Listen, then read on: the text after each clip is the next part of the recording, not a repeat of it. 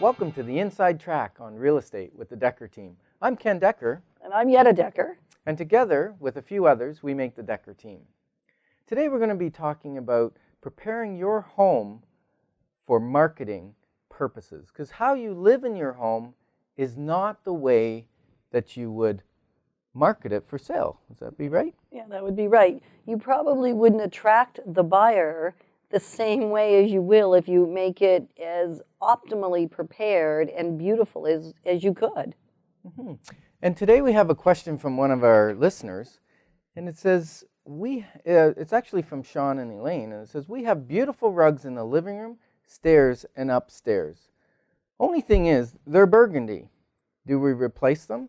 The carpets are about 15 years old, and there are no stains, and they're in really great shape because they're a higher-end carpet. The burgundy carpet is in our living room, on the stairs going upstairs, and then throughout the top floor. And we're planning on repainting. So what would you suggest? That's a great question. It's important to know that as we talk about preparing your home for marketing, we're going to give some general tips for our listeners.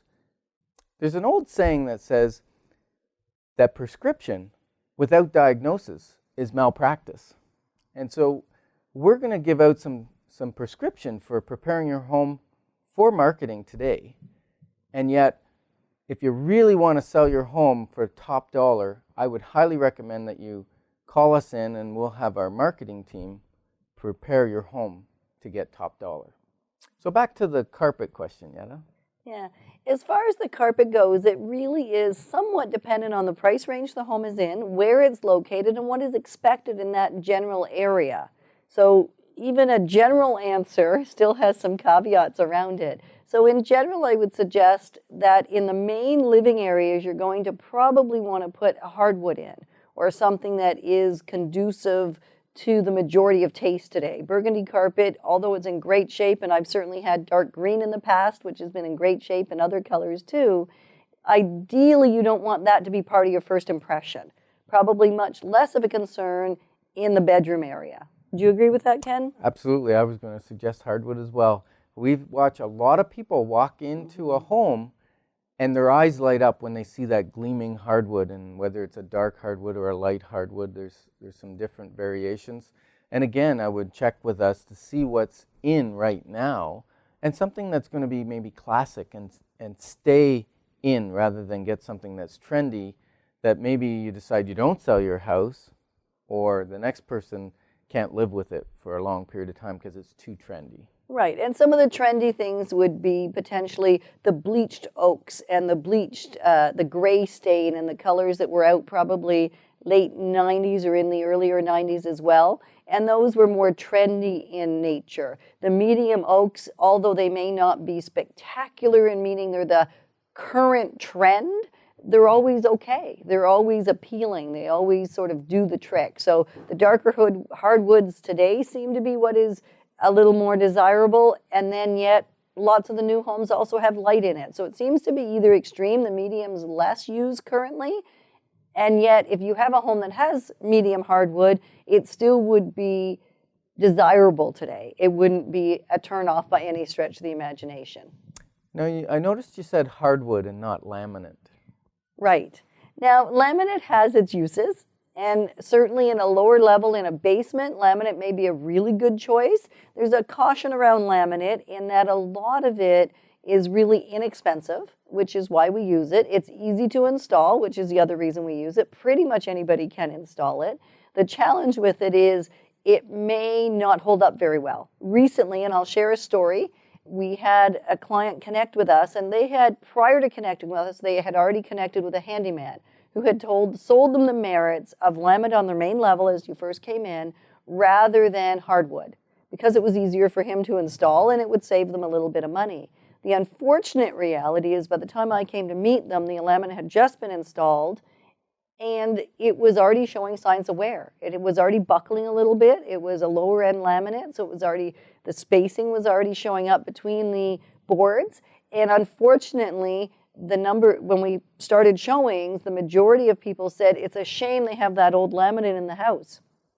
And I kept assuring them it was brand new, although laminate. So in a main traffic area, it often doesn't hold up very well. Now, the higher end engineered flooring, some of that can be equally as desirable as hardwood. Now, engineered flooring is more like a plywood or a pressboard with a veneer on top, right? Like an oak or a maple or Right. ash veneer on top. So it looks and feels more like hardwood. Right. It is more like hardwood than a laminate. Yeah. Now, I'm personally very picky, and I don't like laminate floor. And what I find is a lot of people are going to it because it's the least expensive version of flooring.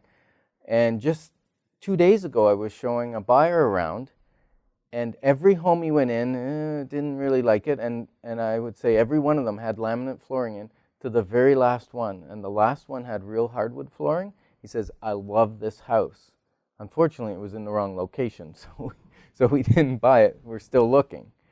But so I really caution people from putting laminate flooring in for the purpose of selling. Again, you said in the basement it's great because you can't adhere hardwood to concrete flooring, so the laminate's good. But there are multiple different qualities of laminate, and cutting corners on the price doesn't necessarily mean you'll get more for your house. You may end up with less for your house, and it's the same amount of work to put in a good quality laminate and a poor quality laminate. Right, and then the only difference is the little bit of money cost difference between the lower priced laminate and the higher or mid price laminate. Now in the bedroom area upstairs, if you're in a 2-story home, often laminate would be more desirable than carpet, than worn out carpet. So there are times and places that it is a good choice. So it's not as though we're saying laminate is never a good choice. We're suggesting that in high traffic areas and in first impression areas, I would really caution the use of it.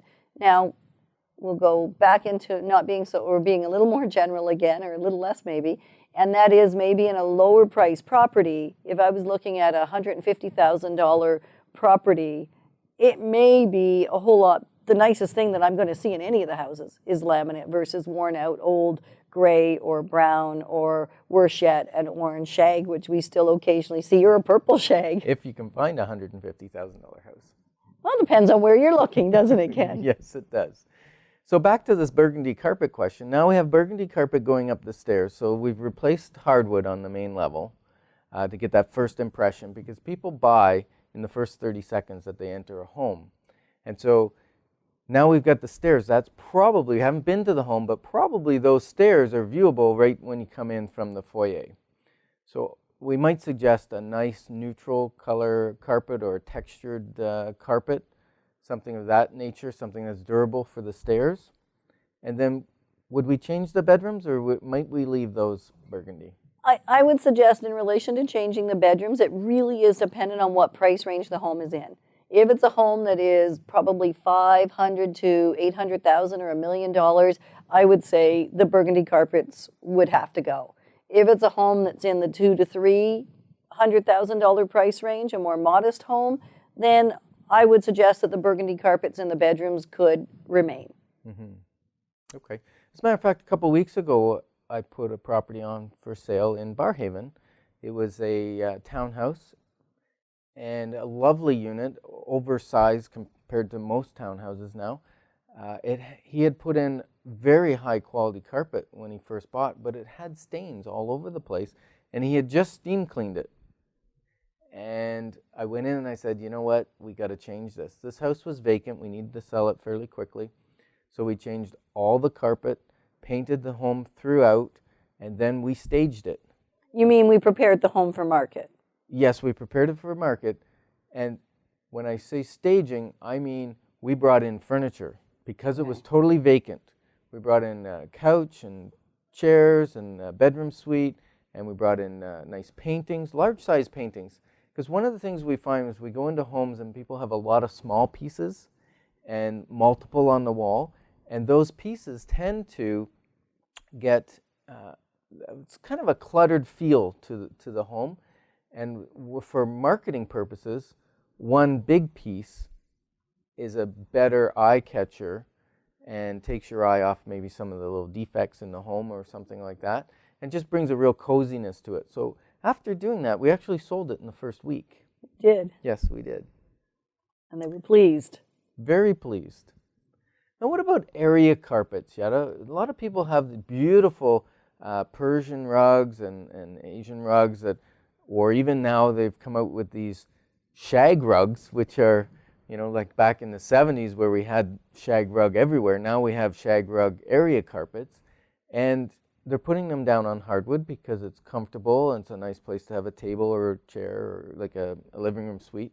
What do you think about that for marketing purposes? Well, generally speaking, I would encourage somebody to remove them. If it is a plain carpet, it may, and a large space, if it's a really large space and it cozies it up a little bit because it's feeling a little cold and maybe the colors aren't as warm, then potentially leaving the carpet would be a good idea. Otherwise, and in most of the situations, it would be better to remove the carpet because it will open up the space, allow the room to feel a little bit larger, and it won't be distracting to the eye. Okay. Now let's talk about, in marketing, a lot of it has to do with the pictures and the video that we take that get someone interested in coming to the house in the first place. But let's say now we're at the home. What sort of things really affect the value, and not even so much the value, more a buyer deciding, hey, this is a home I want to buy? Because I think they use all their senses as they're coming in, right? Buying is an emotional decision for people. That's right. So immediately when somebody comes to a home, and I'm sure you've all done it, even when you've come to a friend's house, even if you're not in the process of buying a home, if you're being attentive to what's going on when you pull up to a house, you will probably find that you start taking in the experience immediately upon driving down the street.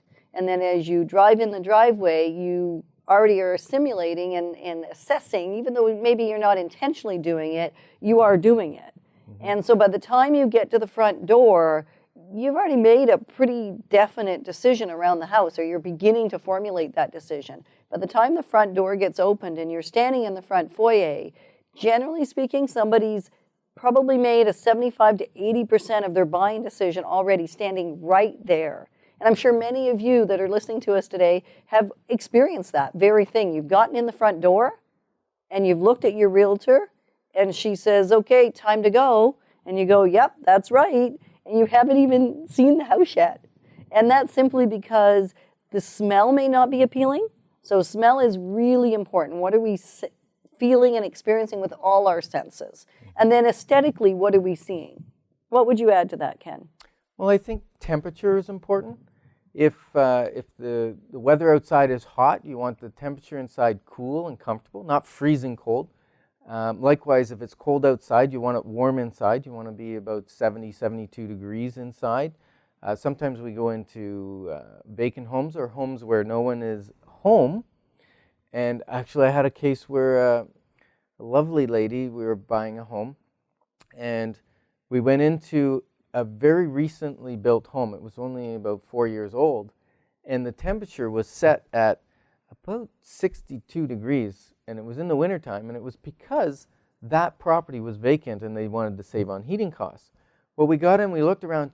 She loved the house, loved the lighting, the amount of windows and the brightness, but she said to me, this house is too cold and drafty, I don't want to live here.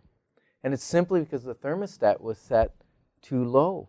And so you have to really, really recognize that people are going to walk in your home, take their shoes off, and the floors better be comfortable to their feet, or they're not going to be buying that home. Well, it's going to be something else they have to get over. Yes. Yeah. And when we're marketing a home, we want as few obstacles for someone to go over to make that buying decision as possible. So if you've just joined us, this is the Inside Track on Real Estate, and I'm Ken, and this is Yetta Decker, and we're just having a nice conversation about preparing your home to go on the market. That's right. And anytime you would like to get some more information about buying or selling, we do offer workshops in our office, and they are on investing in real estate. And even your first house is really investing in real estate. However, we're thinking about multiple properties and other options around real estate investing. And then also we do have a first-time buyer workshop, so helping you avoid the pitfalls that could cost you thousands of dollars if you don't know how to avoid those. And then also we have a career workshop, which is if you're ever considering a career in real estate, we've been in it, I guess I'm almost 2.5 decades, and Ken's the better part of 2 decades now. And so we'd love to share some of our knowledge and expertise about what it takes to be a realtor. So that is Thursdays. Pretty much every Thursday of the month, there is a workshop going on. So simply call our office and or email us. And there is a schedule on our website as well at deckerteam.com that will give you all the information on the workshop so that you are well informed, because what we've learned is anybody that is making a decision without being informed really risks making a poor decision. And if they're informed, they always make a great one, it seems. Yeah. So back to preparing your home for marketing. What about color? We recently had a home that someone called us in. They said, we've prepared our home. It's perfect. You know, we've painted, we've done everything. And the paint color was very light. And they had painted the trim the same color as the walls. There was no accent. There was no warmth to it. That's right. And they said this was the color that their painter suggested for sale, because it used to be that the motto was paint it light and clean and no color, so that people would not be objecting to the color of the choice, and they would have a clean slate. What do you think of that in today's market? Well, in today's market, the risk is either going too neutral, because then the home will feel cold, and often will, and especially if the trim's the same color. There's no definition, nothing to create a little bit of class and a little bit of experience for somebody. And the other risk is obviously going too strong in color. We had another home not too long ago, and they had just painted it in a mustard color and a dark navy. And although they're very attractive, they don't necessarily appeal to everybody. So the trick around paint colors is really go with something that may be slightly trendy, but more in the earth tones, more in the neutrals. To have an accent wall here or there that is in the same color family is very current, is what we're seeing in the marketplace right now, and invites people in to experience the home in a way that it may not be their color choice, it may not be exactly what suits them, but it won't be offensive. Mm-hmm. And wallpaper. We still run into some homes with wallpaper. Yeah, and wallpaper is wonderful because it can create some texture, it can create some color that you can't otherwise create, and textured wallpaper that's tone on tone is being used in model homes and in some of the luxury homes. And so certainly with limited use, that kind of wallpaper is desirable and still would be something that would be nice to see. What usually isn't so common today in terms of desirability is something that's very bold and very or even muted, but very patterned. And too much of it. And too much of it. Yes. Right. Because I've shown many homes where a buyer will go, ooh, I can't remove all this wallpaper. It's just too much work. Even though it may not be that much work. It may be peelable wallpaper and you just have to wash the wall afterward and it's not that bad. But many people think, ooh, it's too much work. That's right. And what about the faux finishes and all the paint techniques and all of that was so popular in the late 80s into the early 90s? That was just, if you didn't sponge paint or you didn't do some sort of plastic wrap smudging or something. Marbling. I can remember doing all that stuff myself. How's that today? I think pretty much it's all gone, except for the odd pillar in high-end homes that's been very professionally done, where they've taken a wooden pillar and made it look marbly through artistic design. And that we still see and is very, very nice. And we do see some textured walls still. In the higher end homes, there is a little bit of texture being used. Still some limit though, because even in the beautiful homes where they're doing a texture on the walls, the problem is it's usually done with a plaster or something that's reasonably difficult to remove. So I would err on the side, if you're preparing your home for sale, simple is best. Yeah. A little bit of color to create warmth, and beyond that, keep it pretty simple. Now, many people ask me about more major renovations to get their home ready for marketing. Right. Things like, should I finish the basement? Should I change the kitchen? Should I change the countertop? What about the hardware? Or should I renovate the bathroom?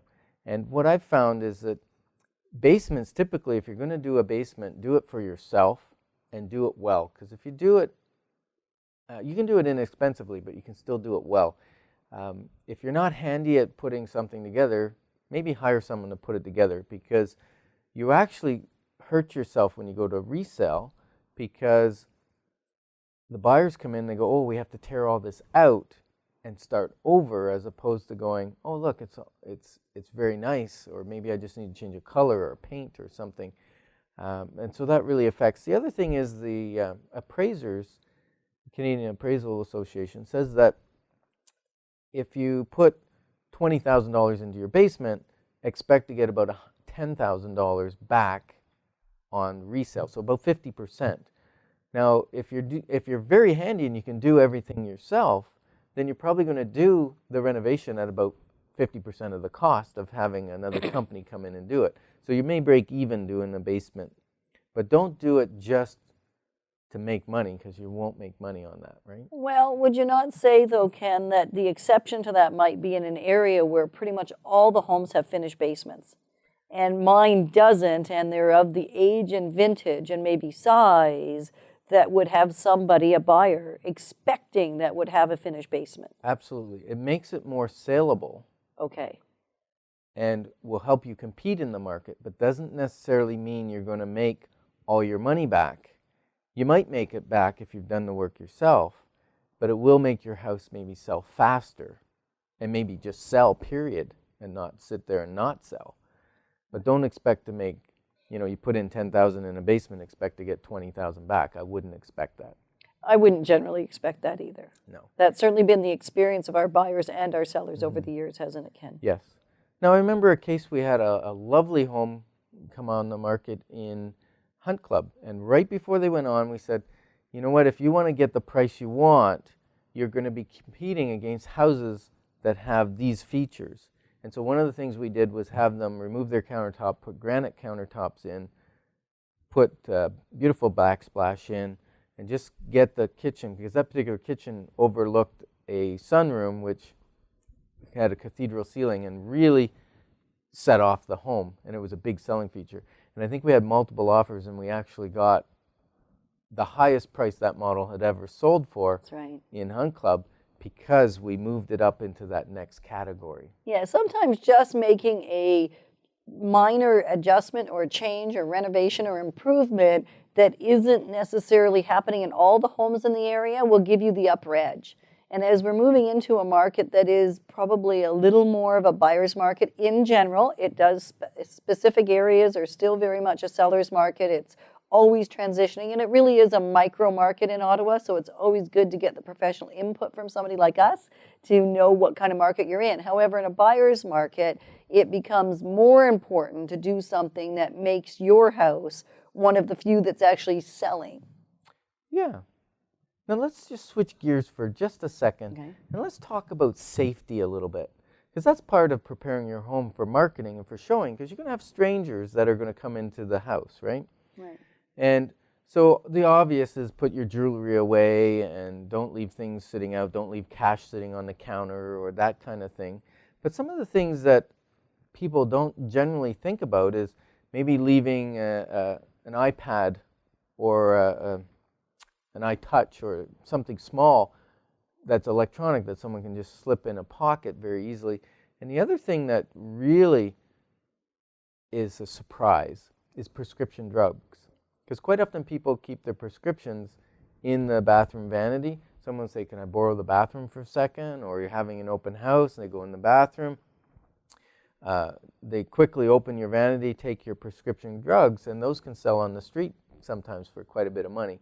So that's a surprise for some sellers to know that. Yeah, I don't think it's a huge thing to be paranoid about or terribly concerned about. It's just, why make it easy for someone to make a bad decision? That's really, I think, what we're saying here, isn't it, Ken? Yeah. And then for those people that choose to sell their house on their own, it's even more responsibility, because, and safety is a bigger issue, because they're there by themselves, welcoming strangers who they haven't met at an office previously, they haven't taken photo ID from them, they don't know who they are, whether they're casing the house or casing them, or especially, ladies letting people into the house at night or during the day when husbands are away at work or whatever. There's a huge safety factor there. And I'd highly recommend also, if someone wants to sell their home by themselves, that they call their insurance company and make sure that their home and themselves are still covered under the insurance while they're letting strangers into their house. Okay, is that a common problem, Ken? Well, it's just something I would certainly recommend to check. Okay. With a realtor, you have a realtor who's a trained professional in the home watching out for your home on every showing. We don't allow anybody into the house without a realtor present, so That's there's right. always someone there. Okay.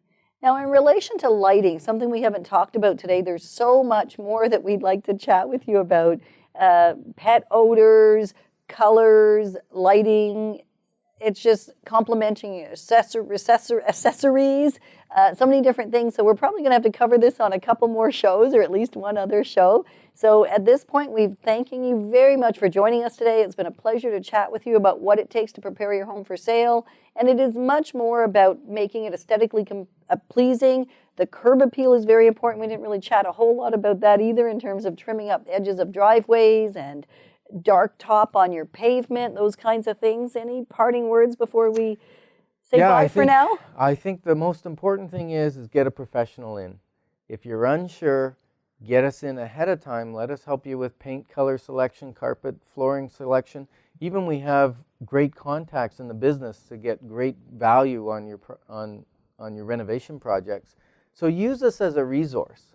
We're your real estate resource for life. And we're Ken Decker. And I'm Yetta Decker. And together we're the Decker team. Along with some others. I know, you with keep a bunch of forgetting others. all our friends that are specialized and really have so much expertise that's how come we can provide such a wide variety of help when you're buying or selling real estate or investing in real estate. Because if we were relying on just the two of us, it probably wouldn't be enough. So you're going to meet in future shows our care coordinator, which is there to just coordinate the care for our clients. You're going to meet our home preparation specialist who also does the videography and the photography, which is so vital in today's market, and our other team members that are busy working with buyers and sellers. Yeah, so if you want to get the Decker team working for you and see our proven performance that moves you fast, Right. give us a call at 613-860-4663. That's 860-4663. So keep the letters coming and the questions coming. You can send your questions to deckerteam@chri.ca. And until next week, talk to you soon. Bye for now.